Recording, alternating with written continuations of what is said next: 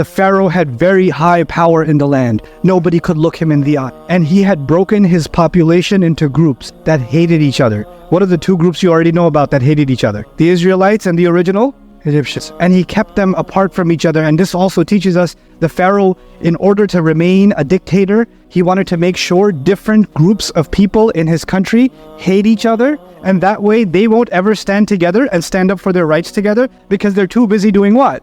Hating each other. And that's when he can do whatever he wants. Sounds familiar in today's politics, right? That's the Pharaoh's policy. جَعَلَ أَهْلَهَا شِيَعًا. And then he says, the next part of his strategy, Allah says, يَسْتَضْعِفُ طَائِفَةً مِّنْهُ. He took one group among them and especially made them victims. Who did he make into victims? The Muslims of that time. The Israelites are the Muslims of that time. And how did he make them victims? يُذَبِّحُ أَبْنَاءَهُمْ وَيَسْتَحْيِي نِسَاءَهُمْ. He would slaughter their boys and let their women stay alive. Why would he let the women stay alive? Because he still wants future slaves, doesn't he? He still wants more children later on, because he still needs a new workforce. Just can't have too many of them. He would slaughter the children. I gave you the story of how he would do that in the preview, right? So he would do that, and he said, Allah says, إِنَّهُ كَانَ مِنَ الْمُفْسِدِينَ. He used to be from those the most evil kinds of, what kind of evil human being would be okay with killing babies? And not just one or two, thousands of them as a policy, and say, oh, that's good for the country. It's okay, it's good for the country. This was the kind of person that spread great amounts of corruption. You know, I sometimes cringe when I look at our dollar bill and there's a pyramid on it, and we celebrate the great Egyptian empire. When I look at, courthouses and governor mansions and things like that, if you notice, governor mansions, they have columns that are bulgy in the middle and then skinny on the top and bottom. Have you seen those? Though that's Egyptian architecture. They want their architecture to look like the ancient Egyptian, because they looked up to them. They mimicked them. They say, we're the new Egypt. We're the new great empire. So people don't look at the evil that they did. People just look at the buildings they built, and the government that they had, and the control that they had. And Allah says, وَنُرِيدُ. Now listen to this part. This is still the opening. Allah says, وَنُرِيدُ أَن نَمُنَّ عَلَى الَّذِينَ اسْتُضْعِفُوا فِي الْأَرْضِ وَنَجْعَلَهُمْ أَئِمَّةً وَنَجْعَلَهُمُ الْوَارِثِينَ. Now this is confusing. He says, in our plan, Allah says, the king has his power. He's got all these slaves. He can do whatever he wants with them. And Allah says, our plan is to take those that were turned into victims. Who was turned into victims? The Israelites. He says, we wanted to make those people, give them a special favor, and then give them stable government on earth. Okay.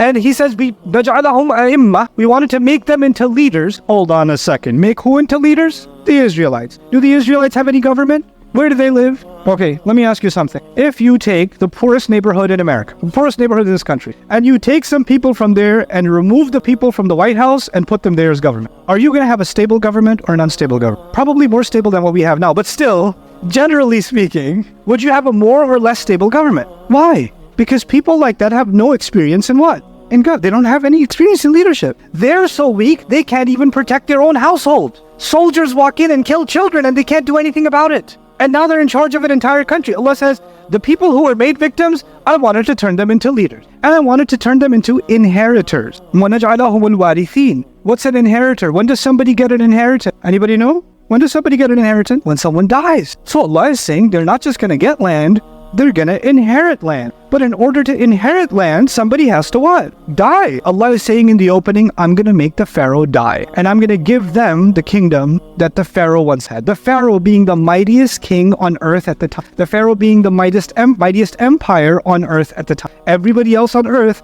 was either afraid of the pharaohs or looked up to the Pharaoh. Princes from around the world in different countries and different cultures, the princes were sent to Egypt to get a higher education. They were the Harvard and the Yale and the Oxford of that time. This is where higher education used to. And Allah says, I want to replace them with these slaves. That's the opening. And He says, وَنُمَكِّنَ لَهُمْ فِي الْأَرْضِ. Not only will I give them government, I will give them stability. That's the part that's wild to me. Even if you have power, if you don't have experience, you're not going to have what? Stability. وَنُمَكِّنَ لَهُمْ فِي الْأَرْضِ. And then He says, وَنُرِيَ فِرْعَوْنَ وَهَامَانَ وَجُنُودَهُمَا مِنْهُمْ مَا كَانُوا يَحْذَرُونَ.